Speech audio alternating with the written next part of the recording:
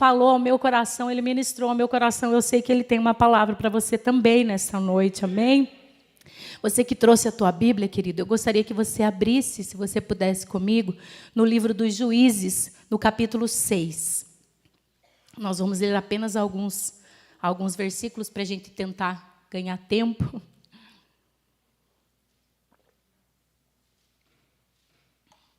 Eu não podia deixar de cantar, porque senão depois eu ia, né, levar um puxão de orelha. Você está vendo?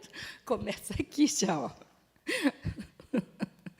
Glória a Deus, engrandecido é o nome do Senhor. Você achou aí, querido? Juízes, capítulo 6. Nós vamos ler primeiro o verso 1. Nossa, está bem ruim mesmo. Que diz assim: porém, os filhos de Israel fizeram o que parecia mal aos olhos do Senhor, e o Senhor os deu na mão dos midianitas. O 7 diz assim, olha, queridos, o 7.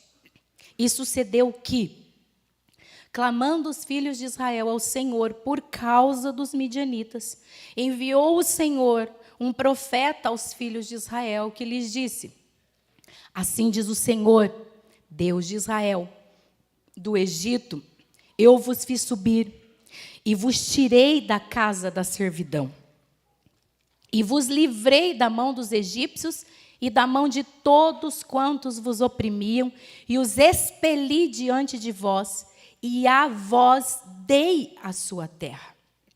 Eu vos disse, eu sou o Senhor vosso Deus. Não temais aos deuses dos amorreus, em cuja terra habitais.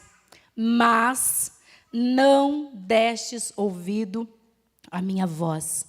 Então o anjo do Senhor veio e assentou-se debaixo do carvalho que está em Ofra, que pertencia a Joás, a Biesrita, e Gideão, seu filho, estava malhando trigo no lagar, para o salvar dos midianitas. Então o anjo do Senhor lhe apareceu e lhe disse: o Senhor é contigo, varão valoroso.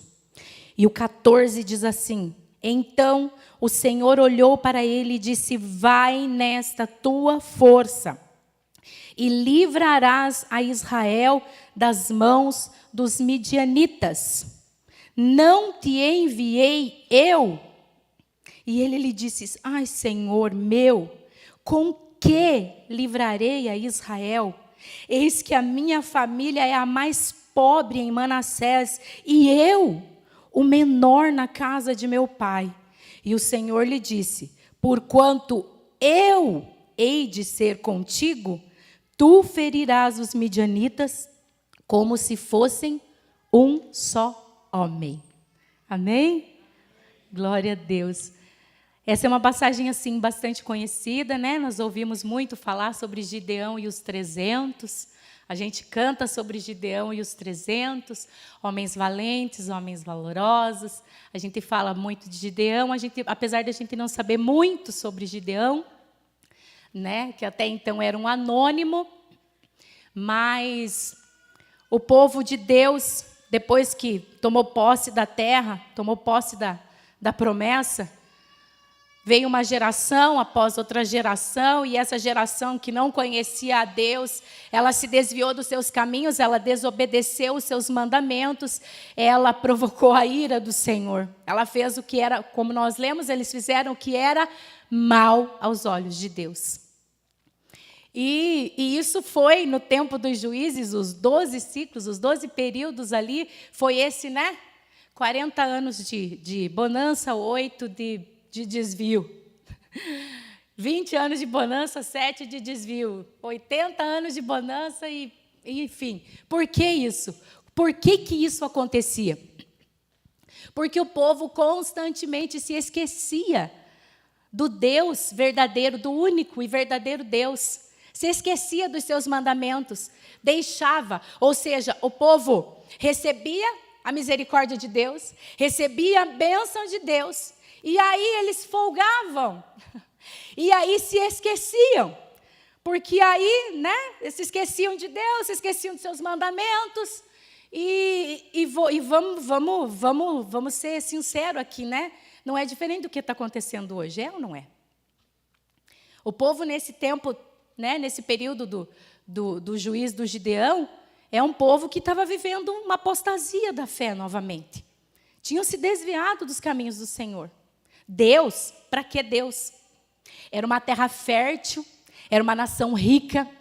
Quem controlava esse vale de Jezreel, que era uma terra extremamente produtiva, extremamente rica, extremamente fértil, quem controlava esse vale, as terras desse vale, controlava todo o povoado, controlava tudo ali, todo o povo ali ao redor. Ou seja, eles tinham em abastança, eles tinham em abundância. Mas o que acontece? Tem muita gente que quando está na fartura, quando está na abundância, quando está na bênção, quando está por cima, quando está no monte, esquece de onde veio, esquece que tudo veio dele, é por ele e para ele, são todas as coisas. E o povo começa a se afastar de Deus, porque eu já ouvi muito as pessoas dizerem que Deus me esqueceu, Deus se afastou de mim, Deus não sei o quê. Querido, somos nós que nos afastamos dele, somos nós que escolhemos. Achamos que pela nossa força, que pela nossa capacidade, nós conseguimos viver uma vida sem Deus. Deus, para que Deus? Para que seguir a Deus? Para que seguir os seus mandamentos? E aí o que acontece? Eles vão servir a outros deuses, com D minúsculo, né? Que não existe outro Deus, o nosso Deus, Senhor Jeová, é o único Deus soberano e poderoso. Eles esquecem de Deus e eles vão servir a outros deuses. A palavra fala dos Baalins, fala no plural, por quê? Porque tudo vem de Baal, né? E se a gente for parar para pensar nisso hoje, deixa de servir a Deus para servir a outros deuses. Mas Miriam, como que é hoje a gente servir a outros deuses? É só para quem é católico e adora a imagem de escultura? Não, querido. Não são só esses outros deuses que existem hoje, não. Hoje existe o Deus marido, existe a deusa marida, a mulher, a esposa, existe o Deus chefe, existe o Deus sol, existe a deusa lua, a deusa terra, existe vários deuses que o homem adota, que o homem adora, porque está distante de Deus, o único Deus, distante dos seus caminhos, distante dos seus preceitos. Queridos, nós temos, eu sempre falo isso, eu sempre enfatizo isso, nós temos o livre-arbítrio. Eu posso escolher se eu quero servir a Deus ou não. É uma questão de escolha. Ele mesmo disse, coloco diante de vocês a vida ou a morte, a bênção ou a maldição. Quando ele disse, quem quiser vir após mim. Não é assim? Ele não disse quem quiser. Ele não está obrigando ninguém a servir. Mas sabe, queridos, isso serve para tudo na nossa vida. As nossas escolhas, elas geram... Não escutei, só escutei... O quê? Consequências. O plantar é opcional, mas a colheita é... obrigatória. Eu posso escolher servir a Deus, andar nos seus caminhos e andar sob a proteção, o amor, o cuidado dele. E eu posso escolher viver longe dele. Mas eu também posso escolher viver longe, né, da sua proteção, do seu amor, do seu cuidado, das suas bênçãos. E aí, você é que escolhe. Aí você não vai poder dizer cada um por si, Deus por nós todos. Aí não dá, né? Então, assim, eu posso escolher. E o povo constantemente, eles se esqueciam de Deus. E aí o que acontece?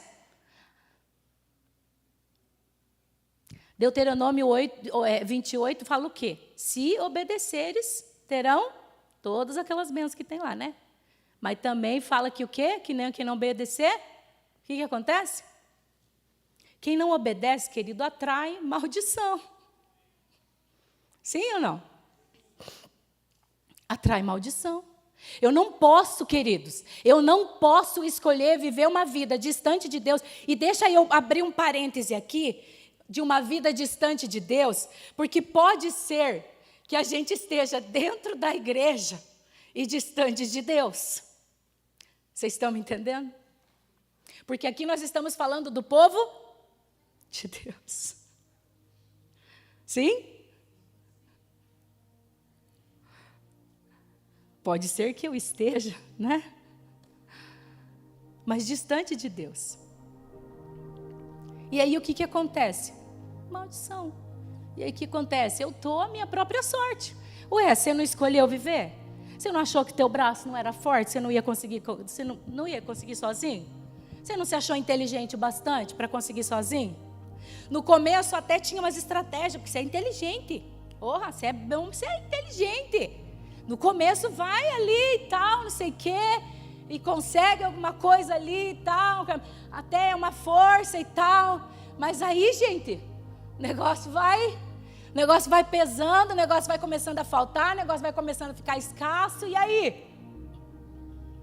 E aí uma nação que era poderosa, uma nação que era rica, uma nação que era notável, agora está o quê? Miserável, no opróbrio, na humilhação, na vergonha, sendo oprimido pelos amalequitas, pelos povos do Oriente. Vocês conhecem esse capítulo. Eles vinham, os midianitas, os amalequitas, o povo, eles vinham, a palavra fala como se fossem gafanhotos. E eles destruíam tudo. E tem um versículo que fala ali que eles destruíam, preste atenção, a novidade da terra. Sabe o que é isso, gente? Plantou, estava brotinho novo. A esperança de que ia crescer, ia florescer, ia frutificar para alimentar aquela nação. Eles vinham e destruíam, queridos. E hoje em dia o que nós vemos? Nós vemos muitas vezes um povo que está distante de Deus e que o inimigo tem moído, pisado, destruído, esmagado a novidade que Deus tem para a vida dele. Destruído sonhos, destruído planos, destruído muitas coisas. Mas por que isso? Eu não estou entendendo por que isso. Eu estou dentro da igreja, eu vou em todos os cultos, por que isso está acontecendo comigo? Eu não estou entendendo.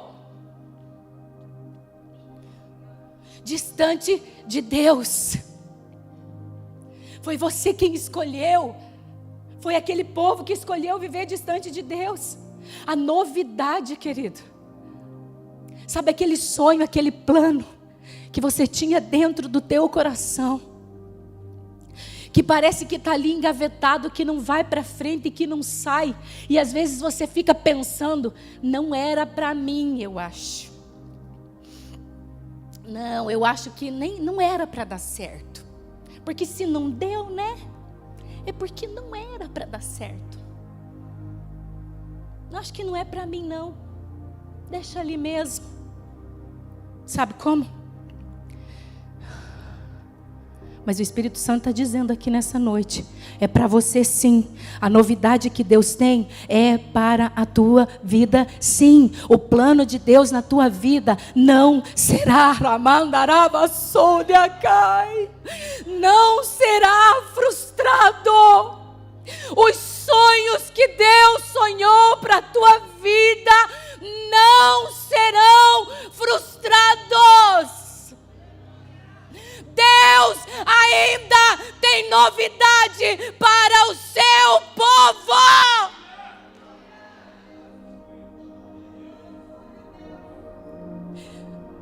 Você acha que Deus tem prazer nessa situação? De ver sonhos e planos engavetados? Você acha que Deus tem prazer de ver você sendo oprimido, sendo humilhado?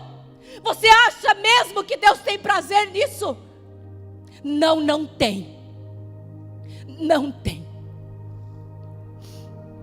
Ah, Miriam, mas você não conhece a minha vida, eu sou um Zé Ninguém. E a gente é campeão em inventar desculpa, né? Ninguém me nota, ninguém me vê. Nem era para mim. Quem sou eu? Ai, como é que eu vou sonhar um dia fazer isso, um dia fazer aquilo, um dia ser isso, um dia ser aquilo? Porque a gente acha que servir a Deus, né? O nosso pensamento, eu entendo, nosso pensamento é limitado mesmo, porque é humano. Que a gente acha que para servir a Deus precisa ter um cargo na igreja.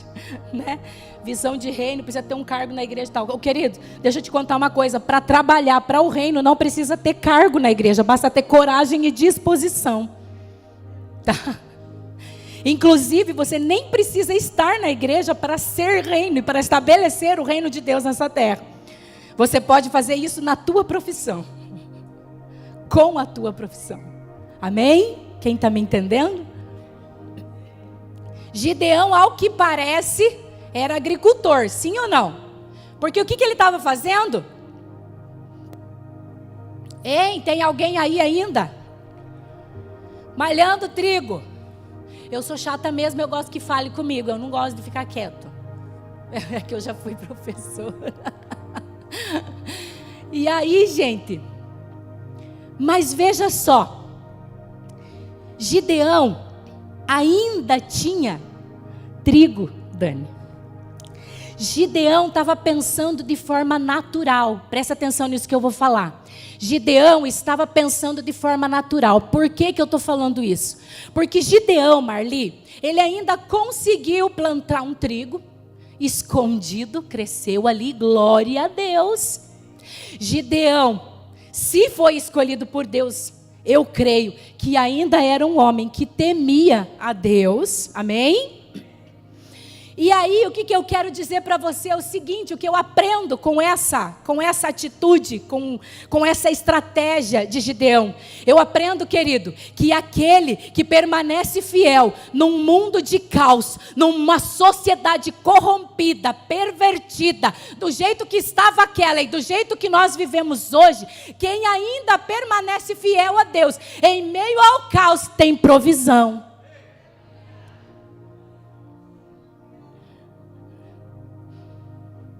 Quem permanece fiel a Deus ainda tem provisão. Só que Gideão, ele estava pensando de uma forma natural. Por quê, Miriam? Porque Gideão, ele estava produzindo e o que ele conseguia ainda produzir, escondidinho, né? Era para ele e para a família dele não morrer de fome. Essa era a estratégia dele. Agricultor. Amém? Só que sabe, queridos, o povo estava ali há 7 anos, sendo perseguido, sendo humilhado, sendo oprimido, sendo saqueado, sendo roubado. Mas sabe, um dia o povo se lembrou de Deus.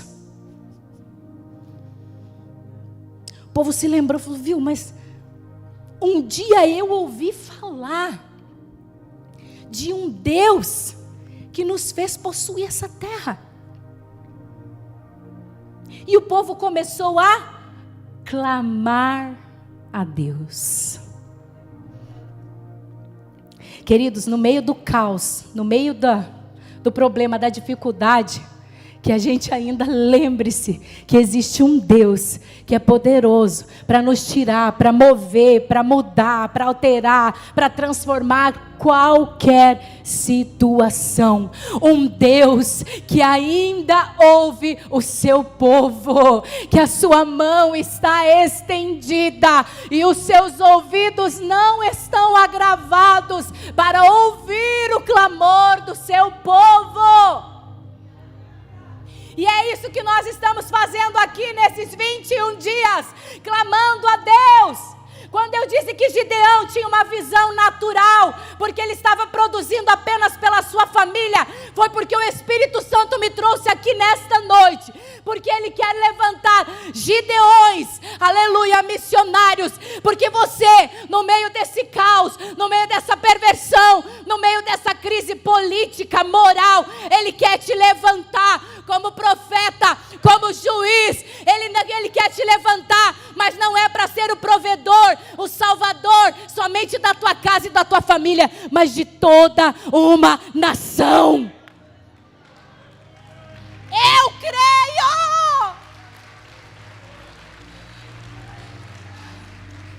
Eu oro para que Deus levante Gideões. Aleluia. Querido, o trigo, segundo os historiadores, né, dizem, ele era malhado, que a gente diz, ou trilhado, né? Quem aí já foi do plantio, o estio ali, acho que já tem uma noção mais ou menos. Ele era malhado num lugar, numa área grande, aberta, de preferência alta, porque o próprio vento, ele separava a palha do trigo. Sabe como? Deixava ele prontinho, preparado. Mas a opressão era tão grande que Gideão não podia chamar a atenção dos inimigos. Então, qual foi a estratégia que ele teve? Primeiro que para se defender, eles se esconderam em cavernas, cavaram poços nas cavernas, não é isso que a palavra fala? Eles se esconderam. Aí você vai perguntar assim para mim, mas Miriam, se ele temia Deus, né? Por que ele também teve que se esconder nesse período de crise, nesse período, né? E aí, queridos, eu vou te dizer que, assim como está escrito lá em Eclesiastes, existe tempo para todas as coisas debaixo dos céus. Existe tempo que nós estamos em evidência, mas existe tempo que nós vamos precisar nos esconder, sim. Nós vamos ter que ficar para trás, para não chamar a atenção do inimigo. Isso também é estratégia de Deus, para que nós possamos receber de Deus a estratégia e na hora certa nós agirmos, e aí sim, sob o comando e a estratégia do general de guerra, nós vencermos toda e qualquer batalha. Mas o que acontece? A pessoa, ela se acha autossuficiente e tudo que ela faz, ela quer fazer por ela mesma. Não pede direção de Deus, não pede estratégia de Deus. Ela simplesmente tem uma ideia mirabolante na cabeça, ela quer implantar, né? Aí sem oração, sem jejum, sem esperar que Deus fale, que Deus dê a estratégia, e quer implantar e quer fazer. E muitas vezes o pastor fala, olha, eu acho que não é tempo de fazer isso. E aí a pessoa se sente, né, cortada, não, eu vou para outra igreja porque lá eu tenho mais oportunidade. Oh, Jeová. Queridos, servir a Deus não é sempre estar em evidência, não. Às vezes a gente vai precisar se esconder, sair de cena, sabe? Sair de cena, ficar em off. Mas é lá em off que você está recebendo as estratégias de Deus.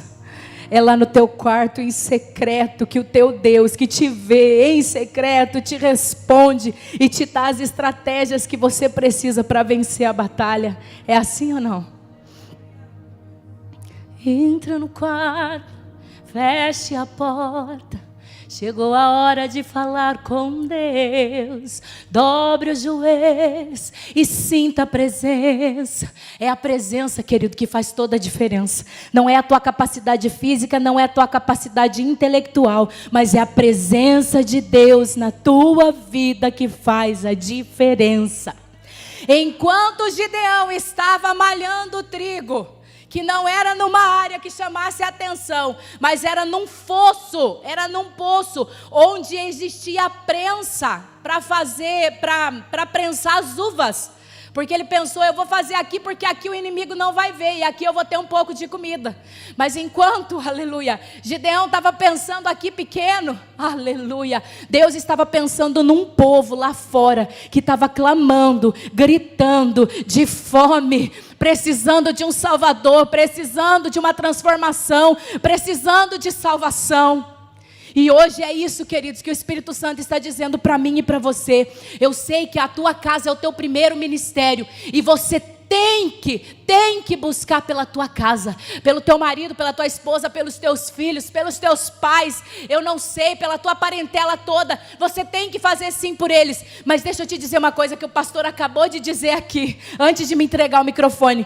Jesus disse ide, e ele disse ide a todo mundo, pregai o evangelho a toda criatura. Quem crer e for batizado será salvo. Então, querido, deixa eu te dizer, o Senhor não te chamou para salvar, para alimentar, para ser o esteio somente da tua casa, mas Ele chamou para você ser o esteio, para você ser o salvador das almas que precisam lá fora. Olha aqui para mim, para de pensar no natural e deixa Deus agir, porque Ele conhece os caminhos, as formas que Ele vai agir é dEle. Não queira colocar os carros na frente do boi. Deixa ele fazer. Deixa ele falar. Só você fala. Só você quer se movimentar. Deixa eu te dizer uma coisa. Há muita agitação. Ela causa distração. E é na distração que se abrem brechas para o inimigo entrar. Por isso que é preciso às vezes sair de cena, ficar em off, para ouvir o que Deus quer da tua vida.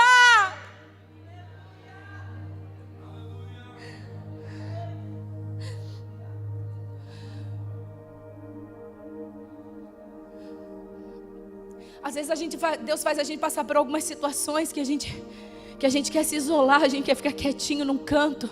E a gente precisa entender, queridos, que muitas vezes é o Senhor usando dessa situação para dizer para você: se aquieta, fica calmo, para de falar, para de fazer. Ô Marta, para um pouquinho, a Maria escolheu a melhor parte dela, não será tirada. A irmã, quando começou a ministrar o louvor, ela disse algo muito importante: não perca a oportunidade de estar aos pés de Jesus, porque aos pés de Jesus você vai receber direção, orientação, alimento, suporte, a arma certa que você vai usar no momento certo que você precisa agir. Mas eu me acho forte o suficiente, eu me acho inteligente o suficiente. Eu tô sem relógio, onde que eu olho? Você coloca ali para mim, por favor? Não sei se dá para pôr ali na tela, porque eu tô sem meu celular. Senão a gente vai embora, né? Senão daqui a pouco começa a levantar outro, e eu fico aqui falando sozinha.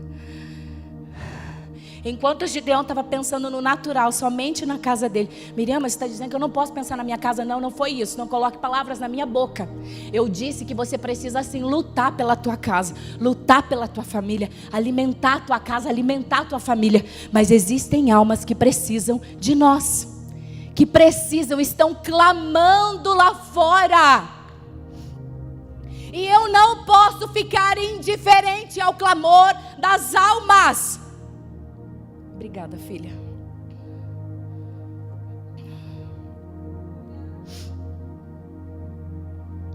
E agora, o versículo diz: e o Espírito do Senhor se apoderou de Gideão. E o Espírito do Senhor, aleluia, tomou a Gideão. Quem sabe hoje você achou assim o máximo, né? O pastor falar aqui que o povo foi lá para o Amazonas e foi fazer evangelismo na comunidade ribeirinha e tal, e nasceu um desejo no teu coração e tal. Querido, peça direção para Deus, peça orientação para Deus em tudo que você vai fazer, mas em especial, só vá se a presença dele for. Moisés disse: anjo, se não for a tua presença, nem me faça sair daqui. Se não for a tua presença, eu não vou em lugar algum, porque eu não sou, eu não posso, eu não faço, eu não tenho. Só tu és, tu podes, tu fazes, tu tens, tu és poderoso, aleluia. E aí a gente vê que Gideão, ele até questionou, né? 8 minutinhos, estou terminando. Gideão até questionou, né? Ficou com medo. Ai meu Deus, porque falavam que quem visse Deus face a face morria. Ai meu Deus, que eu vi. Ele falou: não tema. E às vezes, queridos, acontece justamente isso. Deus manda, e eu sei que Deus tem mandado você fazer algumas coisas. Eu sei porque o Espírito Santo dele me revelou. Ele tem mandado você fazer algumas coisas. Ele tem dado algumas estratégias. Aleluia! Ei, meu Deus! Eu sei. Não adianta olhar para o teto e fazer de conta que não é com você. Eu sei. Ele tem te mandado ir a alguns lugares, fazer algumas coisas. Ele tem te dado algumas estratégias. Mas às vezes você não tem ido por medo. E às vezes, deixa eu te dizer, é um excesso de zelo e de cuidado. É um excesso de zelo e de cuidado. Porque você veja, Gideão assim, ele estava, como é que eu posso dizer isso? Errado de querer insistir numa prova de que era realmente Deus que estava falando com ele. Mas veja, eu vejo nisso um excesso de cuidado em saber se realmente era de Deus. Mas deixa eu te dizer uma coisa, para de pedir prova para ele. Chega!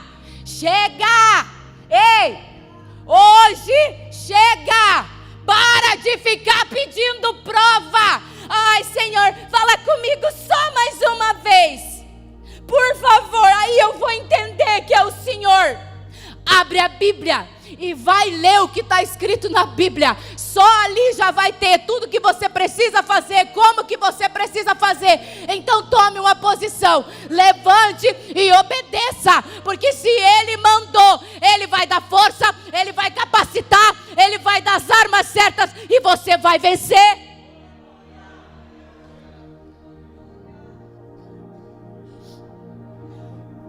Viu? Olha aqui para mim. Está na hora de acabar com esse negócio de ai, mas eu já estou na igreja, eu faço parte do grupo. Olha aqui, presta atenção nisso. Ai, eu estou no grupo de louvor. Ai, eu sou obreiro. Ai, eu sou... o quê? Chega, vamos zerar a vida hoje. Hoje é noite de se perguntar: Deus, o que o Senhor quer de mim? Deus, o que o Senhor tem para mim? Deus, o que tu queres que eu faça?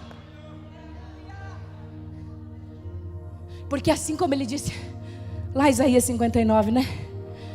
Mas a quem enviarei? Quem há de ir por nós? Quem irá falar do amor que não tem fim? E Isaías respondeu o quê? Eu. E ninguém vai. Isaías respondeu o quê? Eu? Ninguém vai mesmo. Deus, você está vendo, né? Eu falei.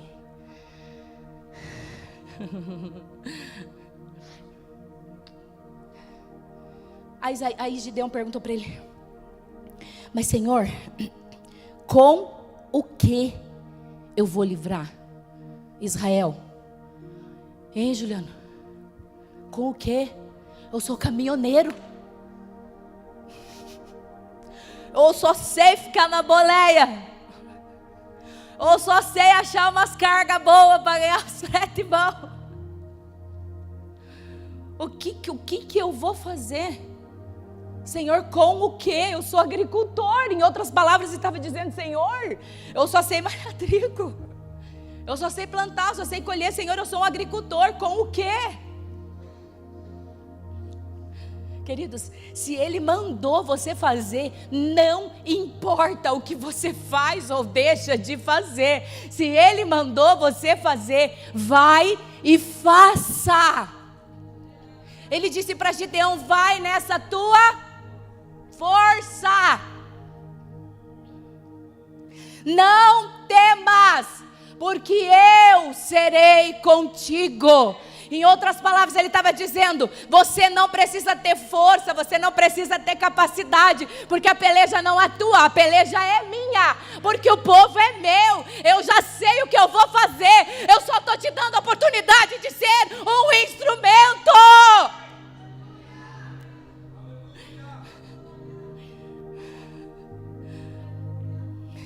Mas a gente fica assim, né, sonhando: ai, como eu queria. Ai, naquele tempo. Ai, porque antigamente. Ai, meu Deus, porque eu queria tanto fazer. Ai, porque eu queria tanto isso. Ai, porque eu queria tanto ganhar minha vizinha. Ai, porque eu queria tanto ganhar meu vizinho. Ai, porque eu queria tanto. Ai, porque eu queria tanto. Não queria não. Não queria não. Se quisesse, já tinha pedido direção. E já tinha dito: Senhor, eis-me aqui. O que o Senhor quer de mim? Como, Senhor? Com o que, Senhor? De que maneira, Senhor, eu vou fazer? E aí Deus vai dar a estratégia. Enquanto for na tua estratégia, vai ser restrito, vai ser limitado, vai ser visão natural. A partir do momento que você disser eu vou e o Espírito Santo se apoderar da tua vida, aí ele vai começar a dar estratégias para você. E querido, eu não sei se vai dar tempo de concluir essa outra parte, mas o que eu quero dizer é o seguinte: a primeira estratégia que o Senhor Deus deu a Gideão, a primeira ordem, né? Foi para ele destruir o quê? Tem alguém aí ainda? Foi para ele destruir o quê? Gente, vocês conhecem essa passagem, gente. Gente, me ajuda, pelo amor de Deus. Pode olhar na Bíblia, eu deixo. Pode olhar mesmo, pode colar. Você está dando risada. O que era para ele destruir? A primeira ordem, gente, a primeira estratégia. Eu vou ficar bebendo água até alguém me responder.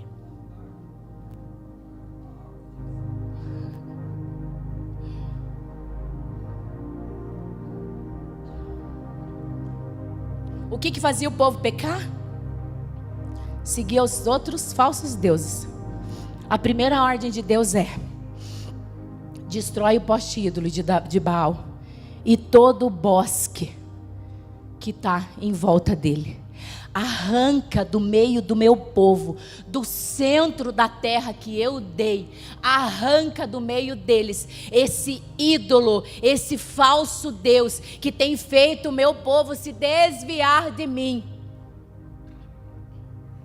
E tudo em volta ao que lembra ele. Mas queridos, deixa eu dizer uma coisa. Para Abraão fazer isso, ele tinha que ter muita coragem. Por mais que ele quisesse obedecer, ele tinha que ter muita coragem. Sabe por quê? Porque o versículo diz assim: vai lá e destrói o poste ídolo de Baal do teu pai. Eita, meu Deus!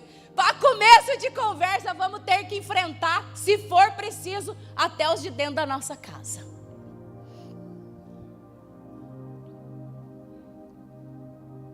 Ali, já, de pronto, vai ter que arrancar. E aí Gideão obedeceu, claro, obviamente, né? Mas tinha que ter coragem, porque ele estaria tendo que enfrentar o povo daquela cidade, que ia se revoltar contra ele. E também quem? A própria casa do seu pai. Deixa eu te dizer uma coisa, queridos. Hoje em dia, nós vemos muitos postes ídolo de Baal aí. E muitos servindo, muitos adeptos. E às vezes dentro da nossa própria casa. Mas o Espírito Santo está me dizendo aqui nesta noite que Ele vai nos levantar com ousadia e com autoridade. E você não vai só obedecer, mas cheio do Espírito Santo. Nós vamos derrubar os altares. Nós vamos derrubar os ídolos. Nós vamos derrubar os falsos deuses. Estejam eles dentro da nossa casa. Ei, Miriam, mas que é isso? Como é que é? Dentro da minha casa? Peraí. Como assim? Ué? Deixa eu perguntar uma coisa para você. Não precisa me responder. Engole aí com você, tá? Para a gente não passar vergonha junto. Quanto tempo você passa nas redes sociais? Não precisa me responder. Quanto tempo você passa na frente da televisão? Tá. Agora vamos mudar as perguntas. Quanto tempo você passa estudando a Bíblia? Não precisa me responder, nem vou olhar para você, eu vou olhar para cima. Quanto tempo você passa estudando a palavra? Quanto tempo você passa orando? E aí Deus disse, a ordem foi: arranque, destrua os postes ídolos e o quê? Construa, edifique um altar. Agora para quem? Para Ele. Queridos, então o desafio nessa noite é entrar dentro da nossa casa, dentro dos nossos lares. É muito sério isso, queridos. Com ousadia e autoridade de Deus, sabedoria que Deus vai nos dar. Não é chegar igual muitos fizeram aí, chutando santo e coisa. Então não é só isso, gente. É pedir para Deus dar sabedoria, abrir os nossos olhos e mostrar onde estão esses altares desses falsos deuses dentro da nossa casa física e dentro da nossa casa. Quem está me entendendo? E construirmos e edificarmos para Ele um altar de adoração. Amém? Porque assim, é muito lindo a gente vir aqui para a igreja e adorar, e levantar a mão, e cantar, e chorar e tal. E lá em casa ainda ter uns postezinhos. Estão me entendendo? Eu sei que eu sei que é muito forte, eu sei que é muito pesado isso, né? Mas sabe, queridos, às vezes a gente precisa de uma clareada. Uma chacoalhadinha, às vezes de leve, às vezes um pouco mais severa. A gente precisa, né? Porque às vezes a gente olha e pensa assim: ah, mas não tem nada na minha casa não, tá tudo certo. Eu sou de Deus. Eu gostaria de chamar o Ministério de Louvor para me ajudar aqui. E o resto da história vocês já conhecem, né? Quando Deus deu direção, eles foram, Ele congregou. Quantos mil homens? 32 mil. Vieram. Mas deixa eu te dizer mais uma coisa. Deus não está se incomodando com quantidade. Deus se incomoda com qualidade. Ele olhou para aquele povo e disse: olha, Gideão, quero que ninguém venha me dizer depois que foi a força do braço de vocês que venceu, não. Eu quero que eles saibam que o Deus aqui sou eu. E que é pela minha força, que é pelo meu poder que vocês vão vencer. Tem muita gente aí. Então a estratégia é: faz isso, faz aquilo. Sobraram quantos? 300. Mais 300 com buzinas, 300 com cântaros, 300 com tochas, 300 corajosos, 300 obedientes, 300 que perseveraram na presença de Deus, que entenderam qual era a estratégia. Amém? Vamos colocar de pé, queridos?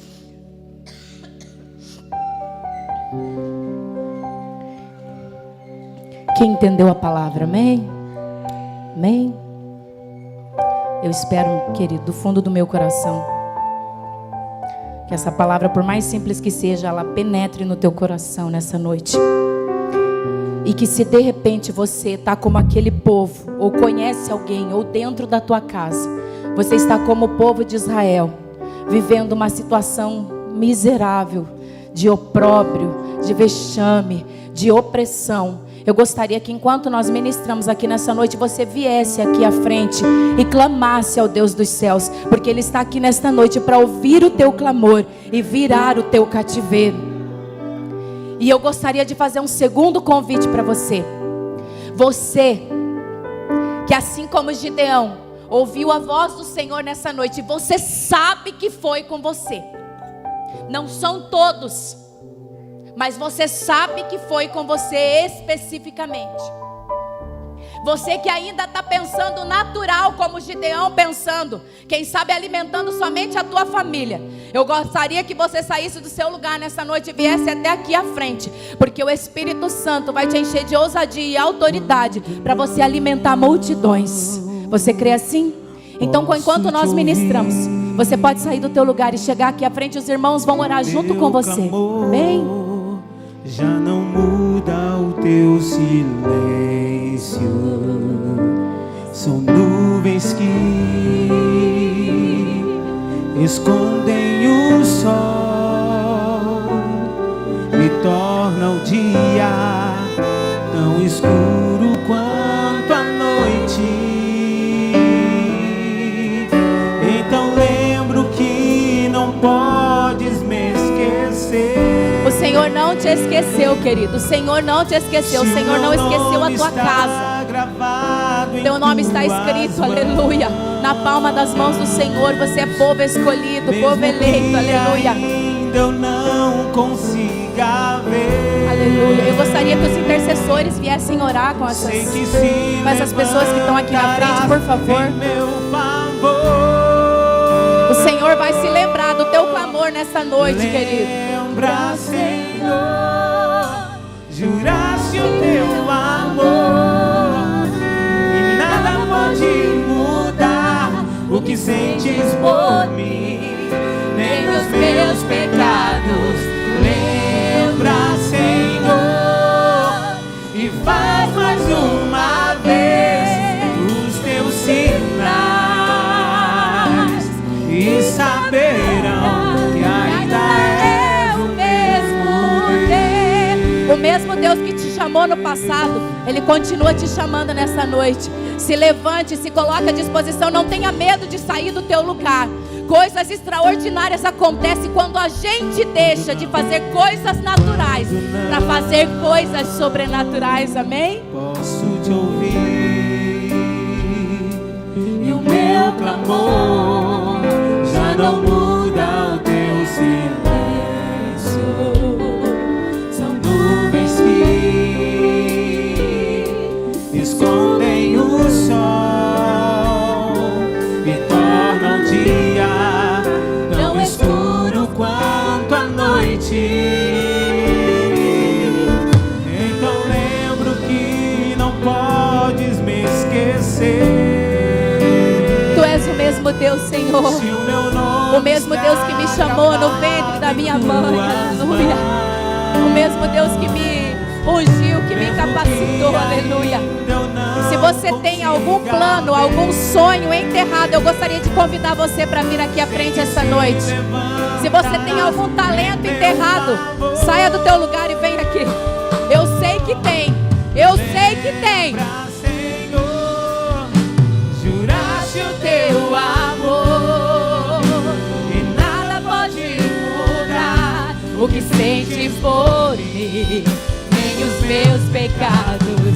Lembra, Senhor, e faz mais uma vez os teus sinais